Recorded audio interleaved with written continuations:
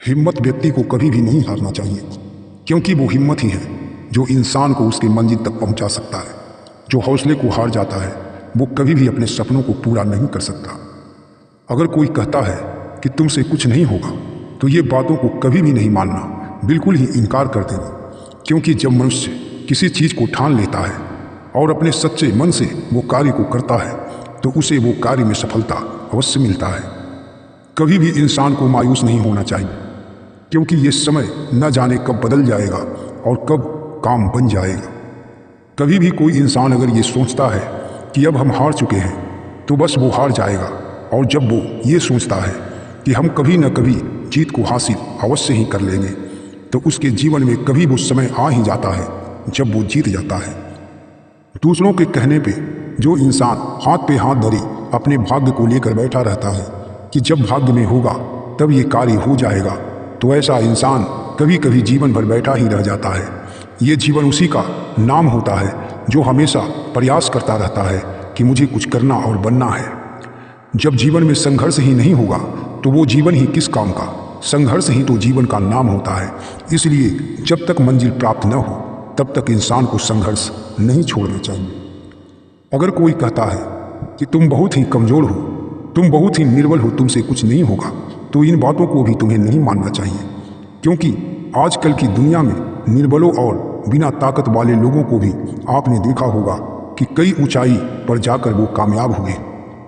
शारीरिक कमजोरी से भी व्यक्ति हार मान लेता है, पर इतना जान लो कि शारीरिक कमजोरी वाला लोग भी कई मंजिलों को प्राप्त कर चुके हैं।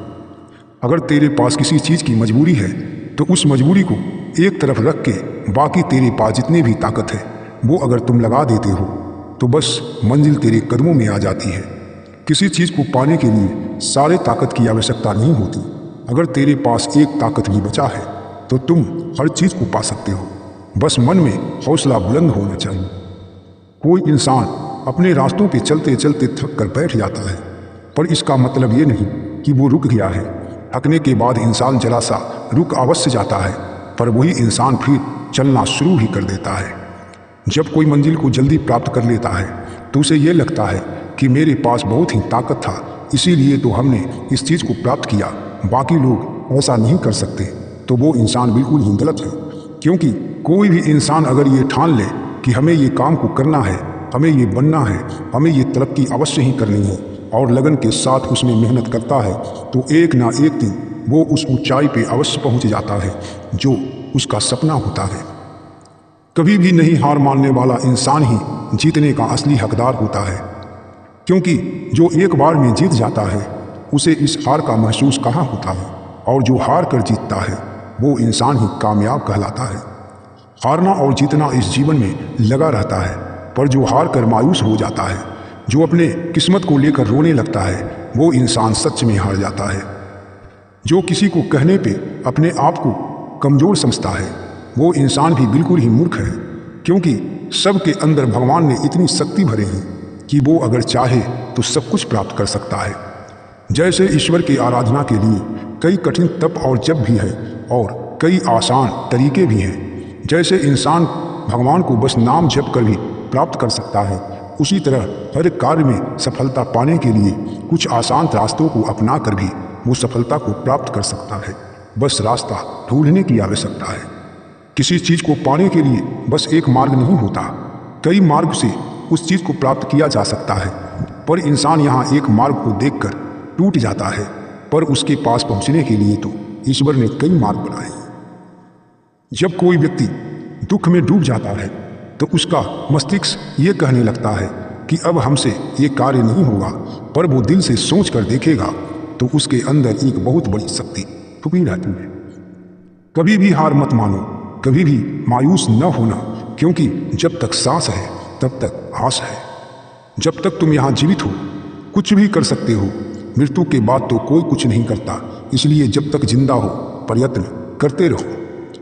जब तेरे पास कुछ भी नहीं हो तो बस ईश्वर का सहारा ले लेना, क्योंकि ईश्वर सर्वशक्तिमान है और ईश्वर का जो सहारा लेकर चलता है वो कभी भी हार नहीं पाता।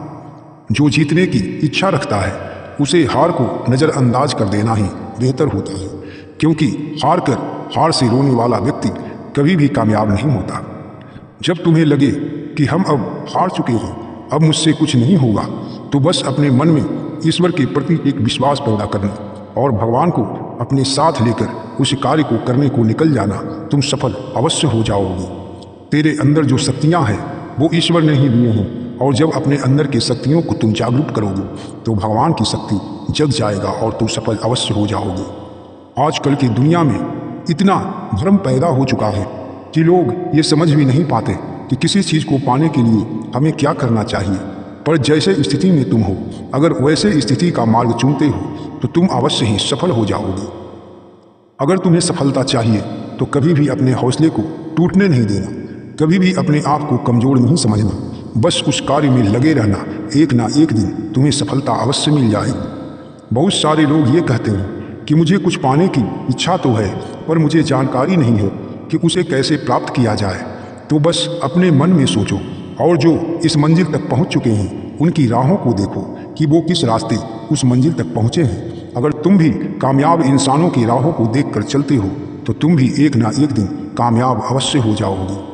शुरू में जिंदगी बहुत ही तकलीफ देती है, पर जब आदमी कामयाब हो जाता है तो वो इंसान ये महसूस करता है कि वो जो अड़चने थी बस मुझे सिखाने के लिए था।